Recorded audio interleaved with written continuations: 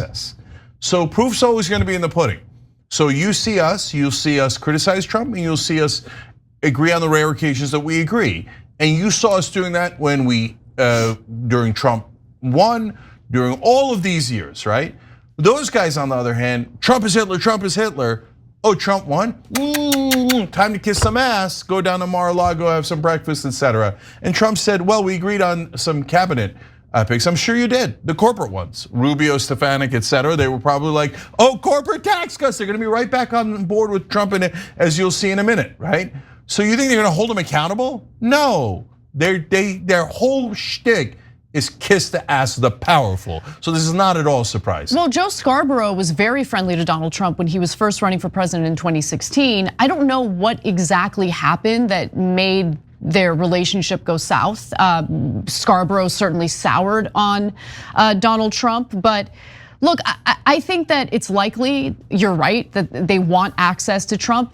There's also some possibility that they're genuinely worried that Trump might come after them because he has threatened people in the media who have, in his words, been unfair to him. So who knows? I mean, look, Mika Brzezinski just a few weeks ago was on The View breaking down about the prospect of Donald Trump winning the election because she was so afraid of the fascists taking over. Like, yeah, no, and I thought the same thing. This is much lower probability in my opinion, but it's not impossible. They thought, yeah, he might lock up his political opponents, so let's make sure that we're not part of the resistance, that we go tell him we will serve him loyally as long as he doesn't do anything to us, right? And so why did they turn on him? Trump did his usual personal insults to Mika Brzezinski, etc.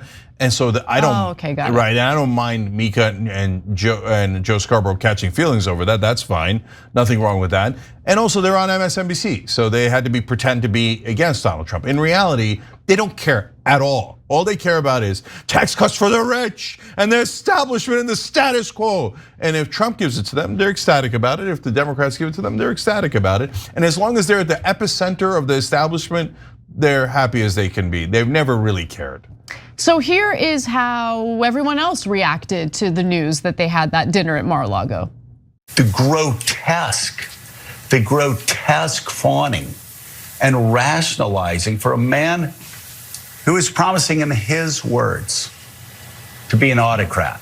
A general who served as Donald Trump's longest serving chief of staff said, yes, he's a fascist. We have Donald Trump, who was hostile for so long to NATO. Right, still is. Who embraced authoritarian thugs, and the least democratic and the most authoritarian leader in Europe, Viktor Orban. This is Donald Trump's hero in Europe. It's who he says he wants to be like. This is not a reach. I could go back and talk about Nazi Germany, and I do it without any concerns whatsoever. And if people can't start drawing the parallels, well, you're just stupid, or you have your head in the sand, or you're one of them. Do I think that Donald Trump's going to be allowed to line people up against the wall and shoot them? No, he'd like to. No doubt. I know him, and I've known him for a long time, and we can see this. He would like to. He's not going to be allowed to, but if he says, I'm going to take the FEC and I'm going to bring it into the White House and I'm going to decide who's going to be on TV and who's not going to be on TV. Believe him.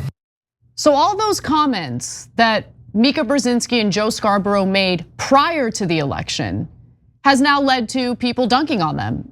And I will allow it because it's totally justified. Scott Jennings writes on Twitter, Hitler getting a lot more meeting requests than I would have thought. You have Republicans against Trump saying this is why people don't trust the mainstream media anymore. Bingo. Joe and Mika, who constantly attack fascist Trump on their show, went to Mar-a-Lago to talk with Trump over the weekend. And look, some Trump fans felt differently. They see that this could be just a new era in America where the media is a little more fair to Trump.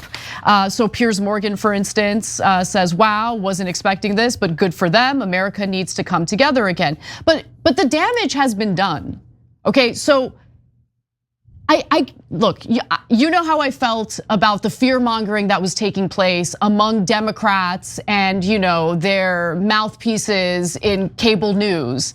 Just lean into fear, scare the bejesus out of American voters about Trump. He's Hitler, he's a fascist, he's gonna come for you, he's gonna put us in internment camps. Not only does this totally deteriorate trust in the media, but even worse, Look, we oftentimes talk about right-wingers who use violent rhetoric that could inspire people who are not all there, right? People who might have some mental issues, mental illnesses, to carry out acts of violence. So how is it any different when Democrats do it?